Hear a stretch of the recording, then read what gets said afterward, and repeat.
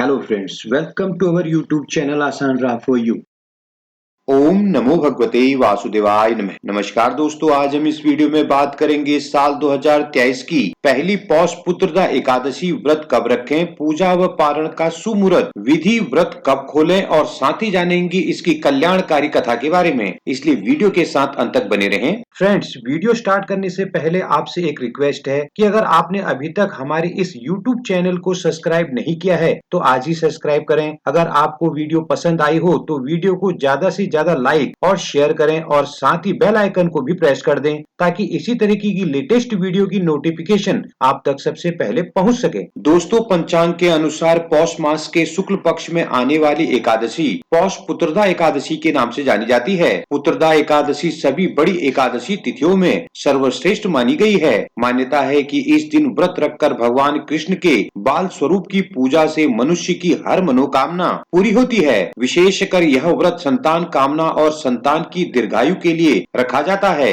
तो आइए जानते हैं इस साल 2023 पौष मास की पुत्रदा एकादशी कब है, पूजा व पारण का मुहूर्त, विधि और इसकी व्रत कथा के बारे में। आइए सबसे पहले जान लेते हैं पौष पुत्रदा एकादशी सुमुहूर्त 2023 के बारे में। नए साल में पौष पुत्रदा एकादशी का व्रत 2 जनवरी 2023 को रखा जाएगा। एकादशी तिथि प्रारंभ होगी 1 जनवरी रात्रि 7:11 पर। एकादशी तिथि समाप्त होगी 2 जनवरी रात्रि 8:23 पर। एकादशी के पारण का समय होगा 3 जनवरी सुबह 7:14 से 9:19 तक। पारण तिथि के दिन द्वादशी समाप्त होने का समय होगा 3 जनवरी रात्रि 10:01। आइए अब जान लेते हैं पुत्रदा एकादशी पूजा विधि के बारे में। दोस्तों, पुत्रदा एकादशी के दिन सूर्योदय से पूर्व उठकर स्नान के बाद सूर्य देव को जल का अर्घ देकर व्रत का संकल्प लें। अब पूजा स्थल पर भगवान विष्णु जी और भगवान श्री कृष्ण जी के बाल स्वरूप की प्रतिमा स्थापित करें। क्योंकि यह व्रत संतान कामना से रखा जाता है, इसलिए पति पत्नी को संयुक्त रूप से श्री कृष्ण की उपासना करनी चाहिए। पूजा में प्रतिमा को पीले फल, फूल, तुलसी दल और पंचामृत अर्पित कर गोपाल मंत्र का जाप करें। इसके बाद पुत्रदा एकादशी व्रत कथा का श्रवण कर आरती करें और अंत में प्रसाद ग्रहण करें।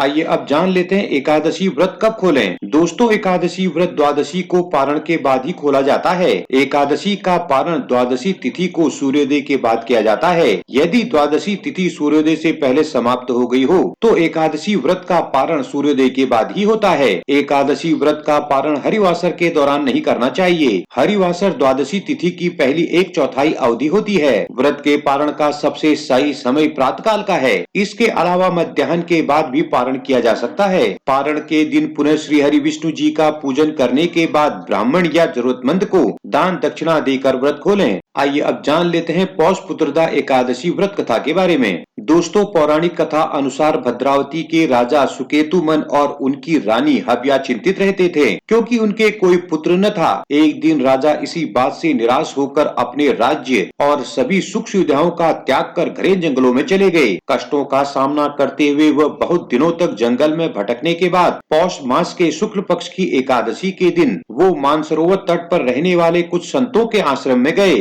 राजा के बारे में जानने के बाद संतों ने उन्हें सुझाव दिया कि पौष पुत्रदा एकादशी का व्रत करने से उन्हें पुत्र की प्राप्ति होगी। तब ऋषियों के कहे अनुसार सुकेतुमन वापस साम्राज्य गए और अपनी रानी के साथ पौष एकादशी का व्रत रखा। इसके कुछ समय बाद ही रानी गर्भवती हुई और राजा रानी को भगवान विष्णु के आशीर्वाद से पुत्र की प्राप्ति हुई। तभी से यह व्रत प्रचलित हुआ। जय श्री हरि।